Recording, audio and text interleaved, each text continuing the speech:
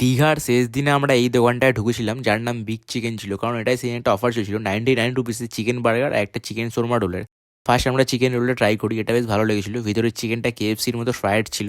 Next আমরা chicken burger try করি, এটার মধ্যে বেশ একটা ক্রিস্পিনেস ছিল আর ভেতরের চিকেনটা বেশ সফট ছিল। টেস্টটাও দারুণ লেগেছিল আমাদের এই কম্বোটা, তো আমাদের পয়সা ওসুলি লাগলো। নেক্সট আমরা হোটেলে গিয়ে খাবো বলে চিকেন কাবাব খুঁজছিলাম, তো আমাদের এই দোকানটা চোখে পড়ে যেখানে ফুল চিকেন রোস্ট ছিল, তাই এখানেই ঢুকি আমরা। বলো কত করে এগুলো? 350 আর এমনি নর্মাল কাবাব কি দাম আছে? কাবাব আছে 100 টাকা করে ভাই। 100 টাকা করে পুরো একটা করে সিক, একটা করে সিক তাই তো? রাস্তার ভিতরে দেখো। আর এই লেগ পিসের কি দাম আছে?